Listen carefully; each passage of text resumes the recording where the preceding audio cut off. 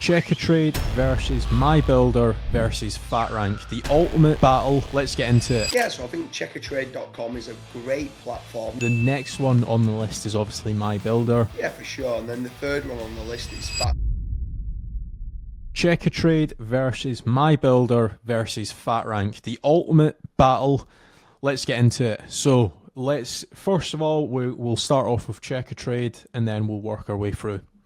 Yeah, so I think Checkatrade.com is a great platform, not just for lead generation purposes, but also for branding. I think sometimes being seen alongside some of your other biggest competitors is good to have. But you do want to be tracking your KPIs. You do want to be tracking that you are getting a return on investment for what you're paying, or at least thinking you're getting some sort of value from the branding that you get from being listed as being a trusted trader that's on Checkatrade.com. Yeah, and the next one on the list is obviously MyBuilder. They do have a review platform as well. So again, very similar to what you were saying before. If you are getting reviews, if you are getting leads, you can also get reviews on MyBuilder. And again, from a branding and online reputation management point of view, it's obviously good to have those 5-star reviews in as many places as you possibly can.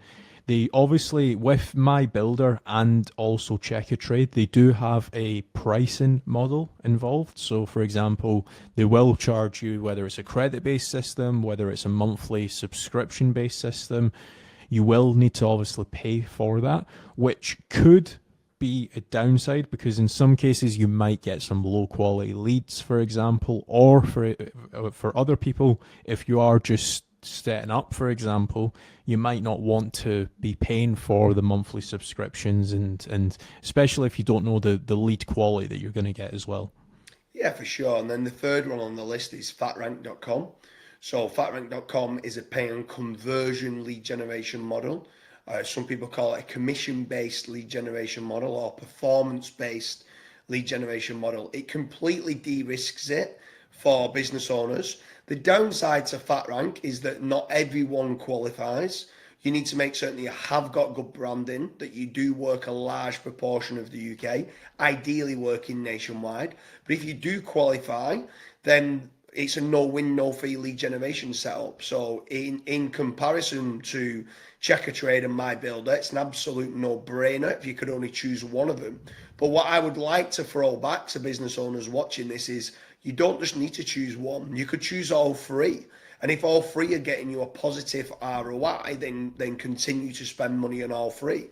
One thing I can guarantee you is that the FatRank lead generation service, if you qualify, will guarantee you a return on investment. So why would you ever say no to that? It's a no-brainer for businesses. But if Checkatrade is also generating you good quality leads for your industry and in the location that you want leads in, you should continue to do that as well and have that diversification of lead generation coming through to your business.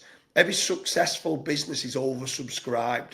So you want to be making certain that you're getting an influx of quality inquiries daily coming through into your inbox. That means you can start charging the right prices. You don't want to race down to the bottom.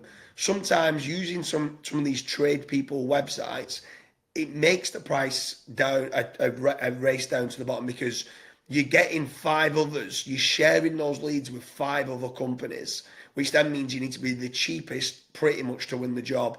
A lot of customers look at best value, but at the end of the day, you're coming up alongside all your competition, where FatRank, you're getting exclusive real-time leads. So if you had to choose one, my opinion, the best is FatRank.com, but I would like to throw back saying that all 3 of them could get you a return on investment.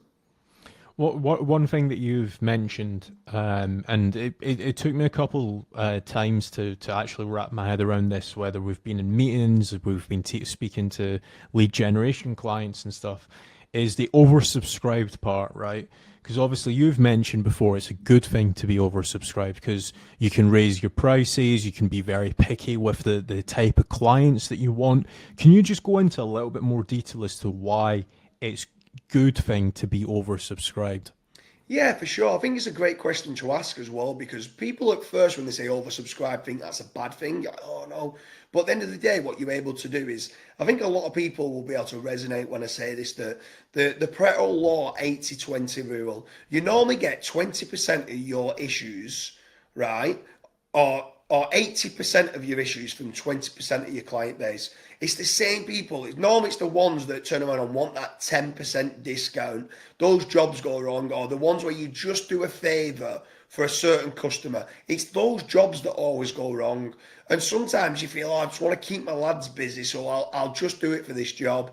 And it's then, if you can cut those out and you can win jobs at the right prices, you don't need to cut corners, you don't need to put an inferior product down, you can win those jobs and say no. Some of the best things you can ever do as a company is say no. When you know things just don't seem to stack up, or people want something at a cheaper price, and you've got that ability to say no because you've got that many leads coming in, wow, what a position you are in. And sometimes being able to be oversubscribed and say no to certain companies that just care about being cheap, just makes the business run effectively.